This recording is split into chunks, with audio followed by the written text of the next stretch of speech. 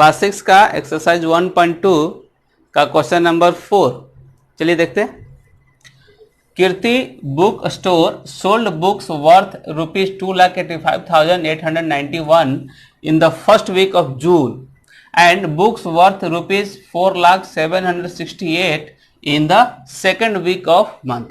एक मंथ में जो जून मंथ है उसका जो फर्स्ट वीक में है और सेकेंड वीक में, दोनों वीक का बुक का सेल कीर्ति बुक स्टोर का रुपीज में दिखाया है। फर्स्ट वीक में इतना सेल किया, सेकेंड वीक में इतना सेल किया। उसके आगे क्या है, how much was the sale for the 2 weeks together, तो दोनों को मिला के कितना उसका सेल हुआ।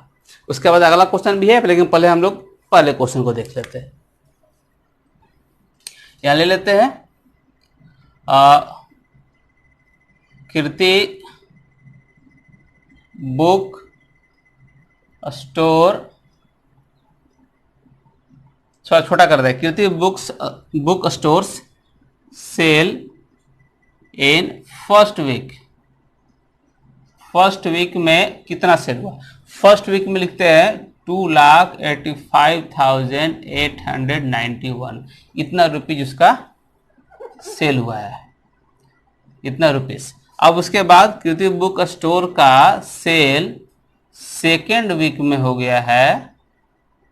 मैं डॉट डॉट लिख रहा हूं, आप लोग पूरा स्टेटमेंट लिखिएगा। अब इसमें लिखते हैं 4,07,68, इतना रुपीज उसका टोटल। अब यहाँ टोटल पूछ रहा है कि दोनों जो वीक है जोड़ कर कितना होगा। लिखेंगे टोटल सेल्स इन 2 वीक्स, दोनों वीक्स में टोटल सेल कितना हुआ, जोड़ दीजिए इसको। 819 9615 कैरी 1, 8715 116 कैरी 1, 516 8 और 426। तो यहाँ कॉमा दे दिए और यहाँ कॉमा दे दिए, कितना हो गया 6,86,659, इतना रुपीज हो गया उसका 2 वीक्स का इनकम यानी सेल। अब दूसरा क्वेश्चन पूछा है, in which week was the sale greater and by how much, बोला किस वीक में सेल जो है वो ज्यादा था और कितना था। तो अब देखिए ये दोनों वीक का है, तो क्लियरली देख के पता चलता है कि सेकेंड वीक में ज्यादा था। तो लिखेंगे now second week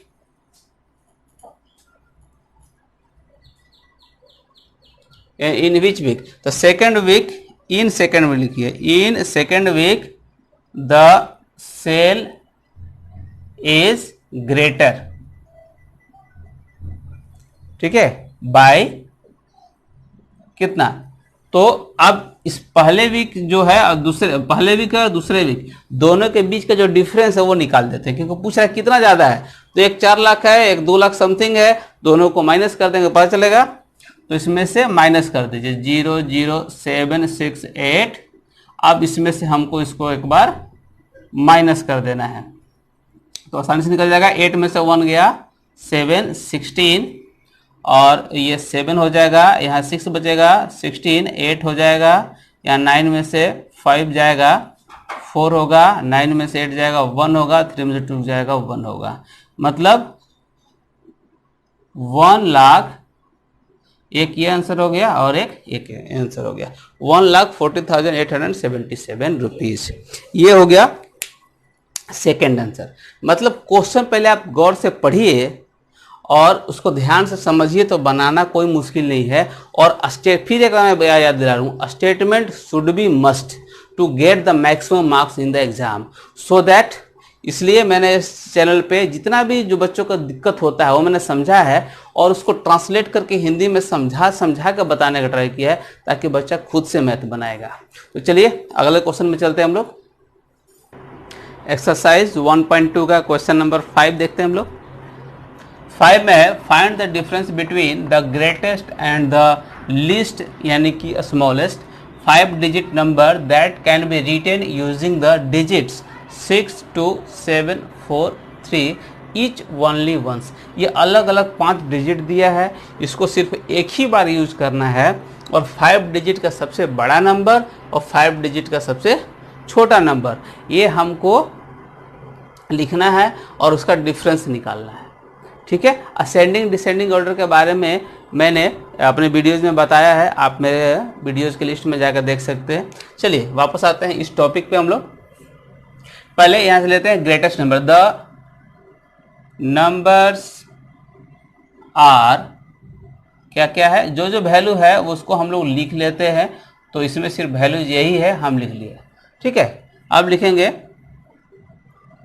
the greatest number of 5 digits. कि पहला यही बोला है कि 5 डिजिट का ग्रेटेस्ट नंबर आप निकालिएगा। देखिए ग्रेटेस्ट मतलब क्या होता है, बड़ा। तो बड़ा कैसे होगा, बड़ा से हम रखते जाएंगे, तो इसको आप डिसेंडिंग ऑर्डर में कर दीजिए। डिसेंडिंग ऑर्डर का मतलब क्या होता है, बड़े से छोटा। तो बड़े से छोटा यानी कि सबसे बड़ा पहले आएगा तो हमारा नंबर भी बड़ा हो जाएगा। तो चलिए सबसे बड़ा इसका नंबर क्या है, 7, उसके बाद 6, उसके बाद 4, उसके बाद 3, उसके बाद 2, 1 2 3 4 5 डिजिट हो गया और सबसे बड़ा नंबर हो गया। इसके कॉम्बिनेशन से इससे बड़ा नंबर और नहीं बन सकता है। इसको डिसेंडिंग ऑर्डर में सजाने पे वो सबसे ग्रेटेस्ट नंबर बन जाता है। अब चलिए यहाँ पे लिखते हैं द लिस्ट या स्मॉलेस्ट भी इसको बोलेंगे। The list number of 5 digits, इसमें कितना होगा, 5 डिजिट ये हटा दीजिए।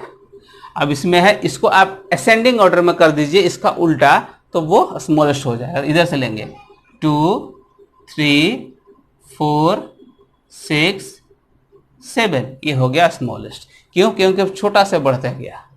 ठीक है, अब इसमें निकालना है डिफरेंस, तो लिखेंगे द डिफरेंस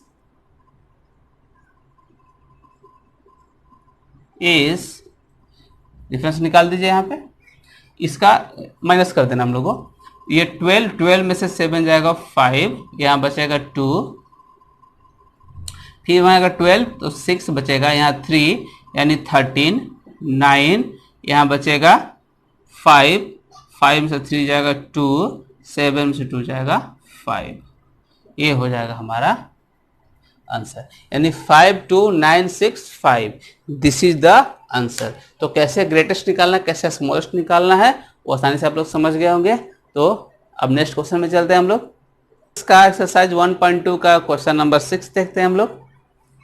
6 क्वेश्चन में है, a machine on an average manufactures 2825 screws a day, यानी एक दिन में एक मशीन 2825 स्क्रू बनाती है।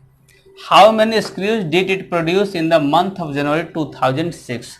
तो 2006 के जनवरी महीने में उसने कितना बनाया होगा। तो आप इसमें 2006 को देख के कंफ्यूज नहीं होने का, 2020 चला 2006 में कैसे हमको पता है।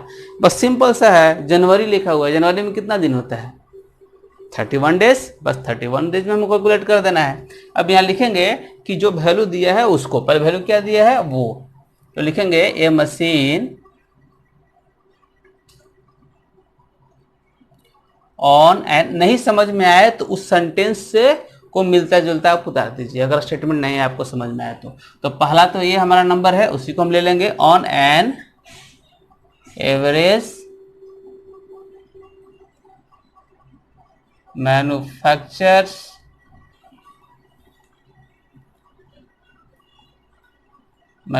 कितना है, 2825 स्क्रूज। ओके, अब लिखते हैं देन इट प्रोड्यूस, या फिर मशीन प्रोड्यूस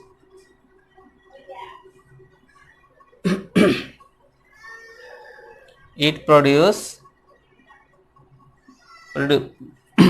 कर देते हैं क्योंकि वो बीता हुआ है। It produced total screws